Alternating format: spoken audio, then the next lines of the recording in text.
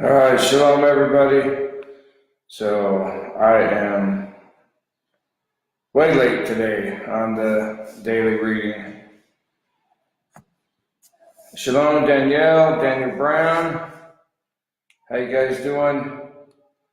I would have been here on time, but after our Stephanie Shalom, as you may have saw the videos that I posted, Brother Anthony and I went and did some hiking through the Negev this morning, first half of the day, and came across all those caves and everything. It was just awesome. It really was. It was just awesome. And just looking through and looking forward to getting back, especially that one that I don't know. I haven't watched the video yet. I posted it, but it looks down into the ground and there's a hole down there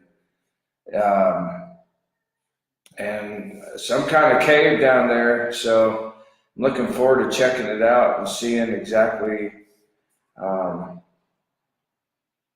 what's down there. So, but when we got back, it's probably somewhere between 3 and 4 miles round trip on the hike. And of course, it's not just, straight across. It was up and down and through the wadis and up the hills, and yeah.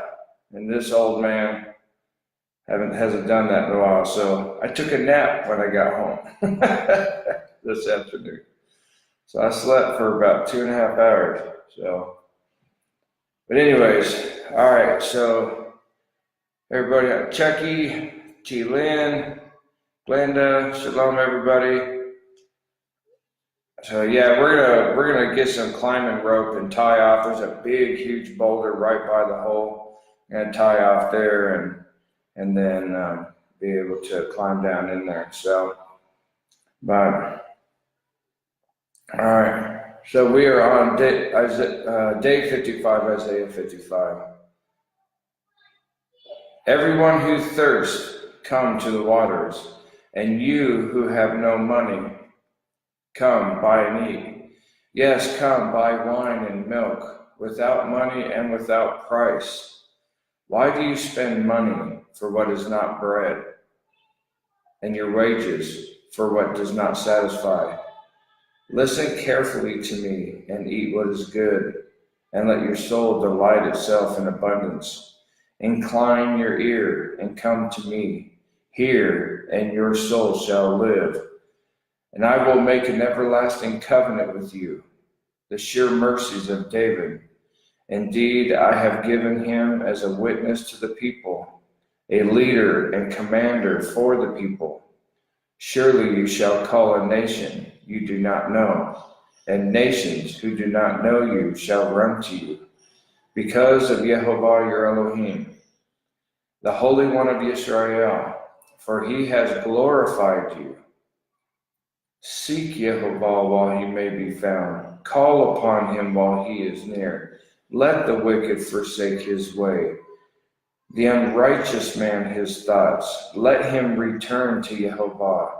He will have mercy on him, to our El, for he will abundantly pardon. For my thoughts are not your thoughts, nor are your ways my ways, says Yehovah. For as the heavens are higher than the earth, so are my ways higher than your ways, my thoughts than your thoughts. Just to pause right there on that. This is why I tell people all the time. It's why I say all the time, be mindful of what you speak and let come out of your mouth when it comes to the word of Yahweh. Be mindful of what you try to declare to be correct, to be right, wrong, to be void or still, whatever the case may be, to say is still applied or whatever it is. For my thoughts are not your thoughts, nor are your ways my ways. For as the heavens are higher than the earth, so are my ways higher than your ways, and my thoughts than your thoughts. But yet people think that they can speak and change Yah's word to fit whatever they want. They think that whatever they declare becomes truth and becomes Yah's mouth and his ways and his thoughts because they say so. Because there's no reverence, because there's no fear that to even speak on the word of Yehovah, that we better make sure that we're careful, that we are mindful of our words and careful to choose our words when it comes to speaking of his words. Amen. For as the rain comes down and the snow from heaven, do not return there, but water the earth and make it bring forth and bud, that it may give seed to the sower, bread to the eater. So shall my word be that goes forth from my mouth.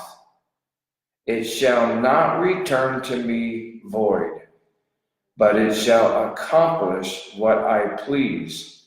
It shall prosper in the thing for which I sent it. For you shall go out with joy and be led out with peace. The mountains and the hills shall break forth into singing before you.